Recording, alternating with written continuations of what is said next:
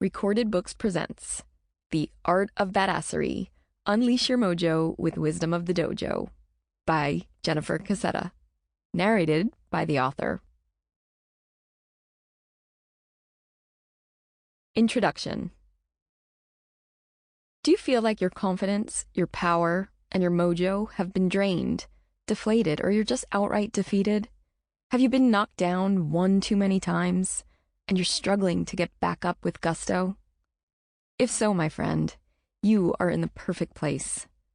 Even if you're feeling pretty badass already, you're still in the right place to level up. The Art of Badassery was created for you as a system to reclaim all of that precious power that may have been drained from you with every hit, loss, drama, trauma, or disappointment. I sourced this time-tested wisdom from martial arts and have used it in my keynotes and coaching programs with thousands of women who have gone from a life of blah to badassery. But first, let me tell you how I use this system in my own life. In my early 20s, I was on my way to becoming an event planner until one day when my world turned upside down. It was a sunny Tuesday morning as I got onto the 6 train toward downtown Manhattan to go to work. The event space where I worked had held its first event the night before, and I was excited to see my boss and hear how it went. As I neared Wall Street, the subway slowed and jerked a bit, but finally let us off without a warning. When I emerged from the subway, I looked up, and I saw the dark smoke billowing out of the World Trade Center. I was shocked and couldn't imagine what kind of accident could have done such damage.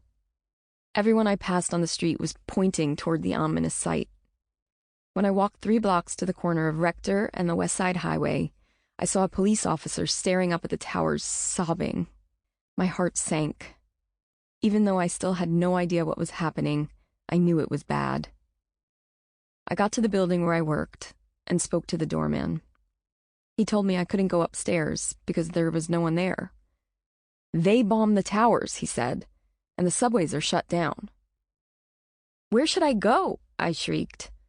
I was panicked and had no idea what to do. He shrugged and offered to let me use the phone in the lobby. Unsure who to call, I dialed my mom's work number, a call I can't remember making to this day. My mom tells me I called her and in a childlike voice told her there was a hole in the World Trade Center. And that's when the first tower fell, sending a swarm of people rushing into the lobby seeking shelter. The phone went flying out of my hands, and I was pushed into a utility closet with a bunch of strangers. Poor Mom just heard people screaming because the phone didn't hang up for several minutes. To her, it felt like hours. While I'd love to tell you that I was the heroine of the story, comforting everyone and keeping them calm, I was not. I was paralyzed with fear and cried uncontrollably.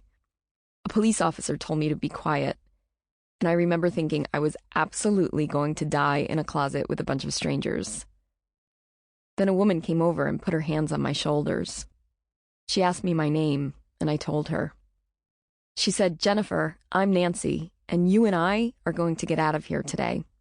I'm pretty sure I'd just met my guardian angel. The officer made us all evacuate, concerned the building would collapse on top of us. Everyone scattered in different directions, and Nancy and I headed south. The ash was covering us like snowflakes, and we finally made it to 100 Broadway. There were people giving out masks and water, and for a few minutes we were okay. Shortly after the second tower fell, we had to evacuate 100 Broadway as well.